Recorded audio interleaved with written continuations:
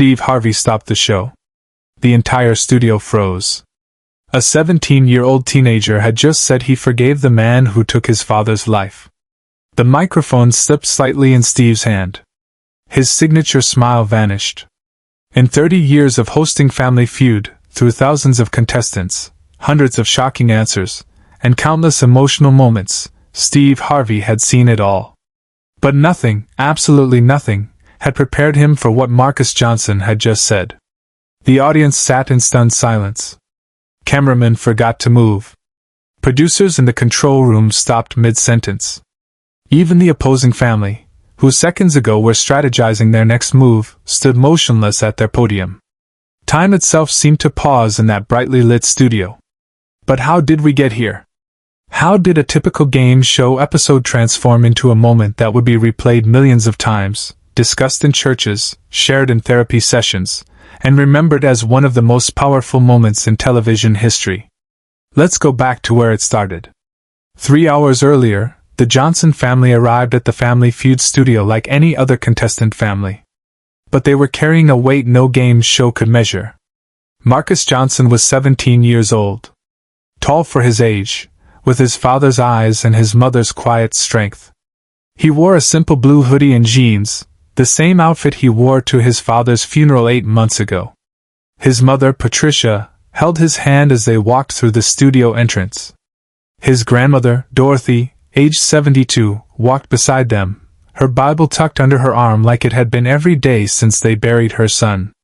Marcus's younger sister, Jasmine, just 14, clutched a photograph she refused to leave at home.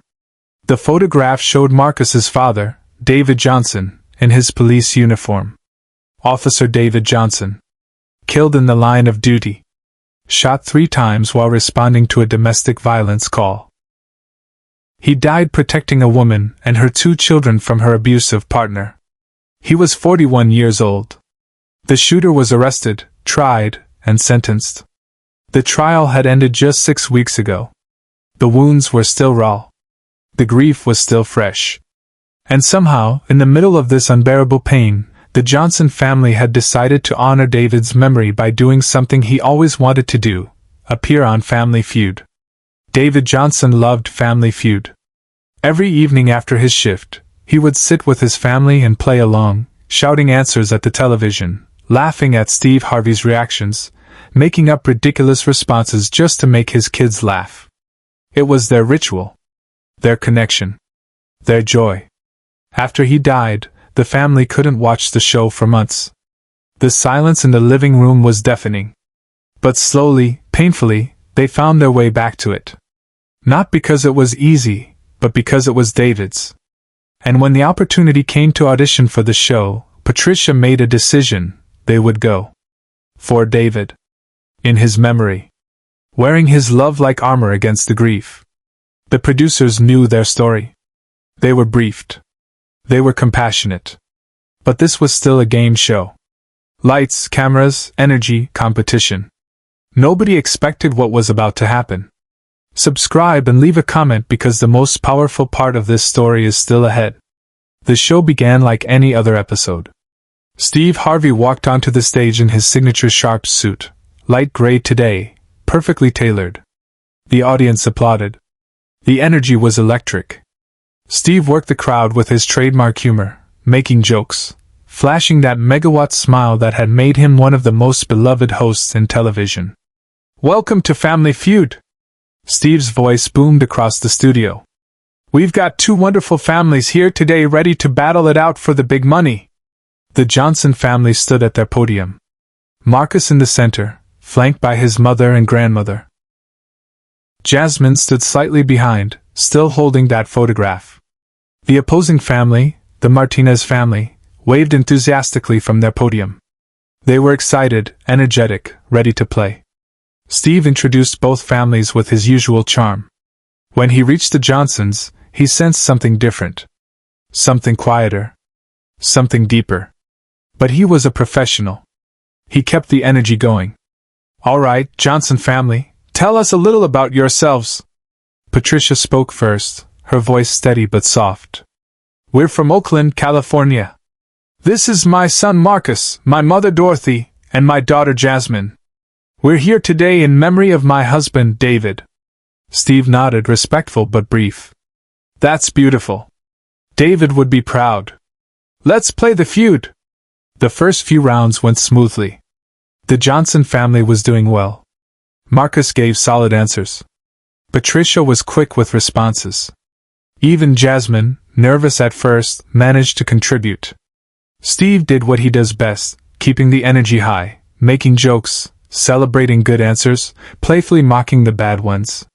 But then came the question that changed everything. Round 4. The board revealed. Name something you do to move on after a terrible loss. Steve Harvey stopped mid-joke. The entire studio froze. It was a standard Family Feud question. The kind producers select carefully from surveys of 100 people.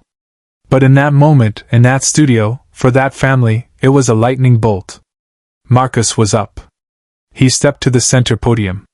Steve held the microphone toward him, about to ask for his answer in that playful Steve Harvey way.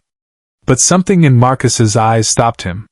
Steve Harvey, master of reading a room, suddenly realized this wasn't just another answer. This was something else. Marcus took a breath. His hands gripped the podium. His mother reached toward him but held back. Dorothy closed her eyes and mouthed a silent prayer. Steve, Marcus said quietly, can I tell you my answer? Steve nodded. The studio was so silent you could hear the camera motors whirring. Forgiveness, Marcus said. You forgive. The word hung in the air like a sacred thing. Steve's expression shifted from game show host to something much more human. He stepped closer to Marcus. Forgiveness, Steve repeated softly. That's your answer? Marcus nodded. And then, without anyone asking, without prompting, he spoke again. 8 months ago, my dad was killed. Shot 3 times by a man he was trying to arrest. A man who was hurting his family. My dad died protecting people he didn't even know. And 2 months ago, I went to that man's sentencing. I looked him in the eyes. And I told him I forgave him. The studio erupted. Not with applause. With gasps. With shock. With the sound of dozens of people collectively inhaling as if the oxygen had been sucked from the room. Steve Harvey lowered the microphone. His hand went to his mouth. His eyes, usually so animated and expressive, filled with something raw and real. He took a step back. Then forward. Then he did something that defied every producer's expectation, every protocol, every rule of how a game show is supposed to function. He stopped the show. Wait, Steve said, his voice breaking slightly. Wait. Stop. Stop everything. Cameras kept rolling, but the game stopped. Steve walked away from the podium. He walked toward Marcus. The teenager stood there, vulnerable and strong all at once, tears streaming down his face but his shoulders straight. Steve reached him and placed both hands on the young man's shoulders. Son, Steve said, his voice thick with emotion. Say that again. Tell me what you just said. Marcus, 17 years old, carrying a burden no teenager should carry, looked at Steve Harvey, and spoke with a clarity that silenced the world. I forgave the man who killed my father. Because my father taught me that holding on to hate only kills you twice. First, it takes what you love. Then it takes who you are. I won't let that man take anything else from me. I won't let him have my soul too. Behind the scenes, Steve made a decision that defied every producer's expectation. Steve Harvey pulled Marcus into a hug. A real hug. Not a quick game show embrace. A father's hug. A mentor's hug. The kind of hug that says, I see you. I hear you. You are not alone. The audience began to cry. Openly. Unashamedly. The opposing family, the Martinez family, who moments ago were competitors, abandoned their podium and walked across the stage. They surrounded the Johnson family. A circle of strangers becoming family in real time. Steve stepped back, wiping his eyes, not caring that millions would see him cry on national television. He turned to the camera, to the audience, to everyone watching. We're not playing a game right now. Steve said. This is bigger than a game.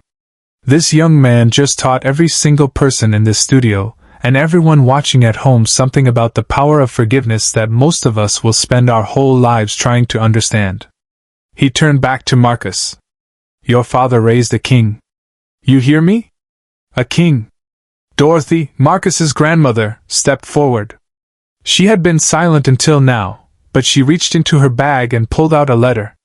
A letter she had written to Steve Harvey weeks ago, hoping somehow it would reach him, knowing it probably wouldn't.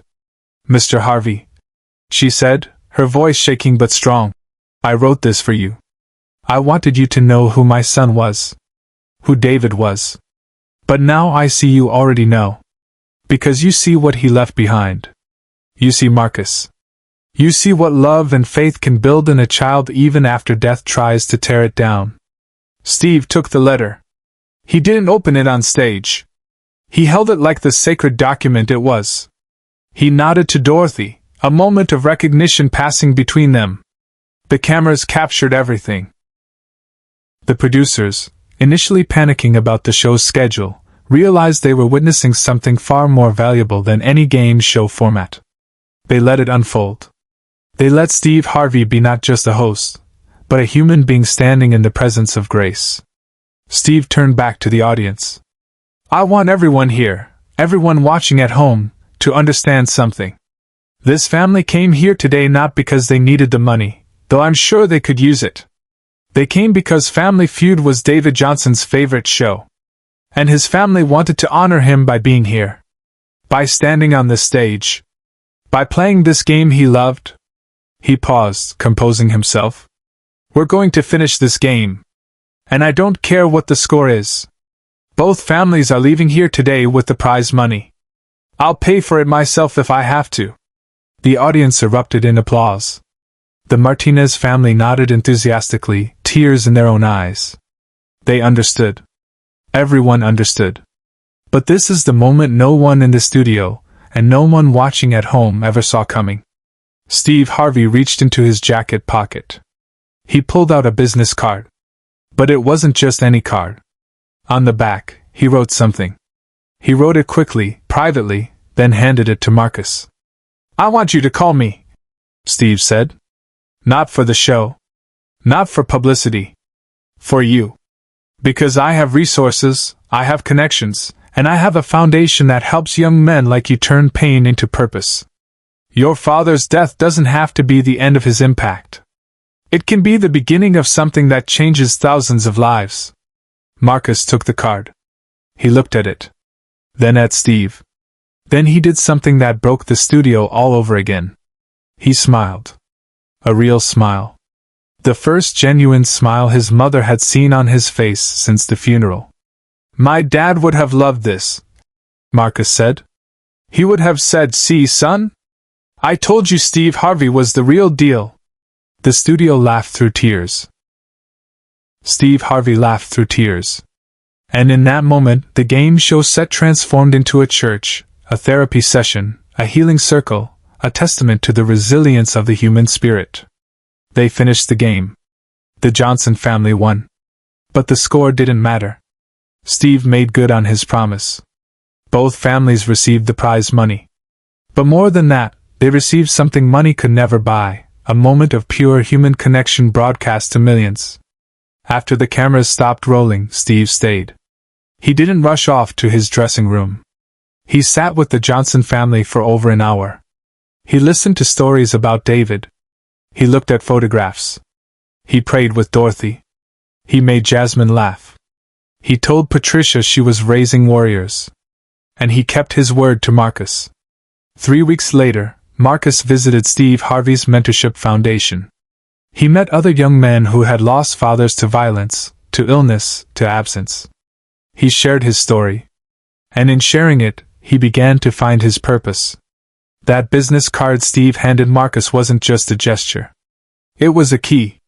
A key to a door Marcus didn't even know existed. Within 6 months, Marcus was speaking at schools, at churches, at youth centers. Sharing his story of forgiveness. Showing other young people that pain doesn't have to define you. The episode aired 3 months after it was filmed. The response was overwhelming. The clip went viral. Millions of views. Thousands of comments. But what struck people wasn't just the emotion. It was the authenticity. In an age of manufactured television moments, this was real. Raw.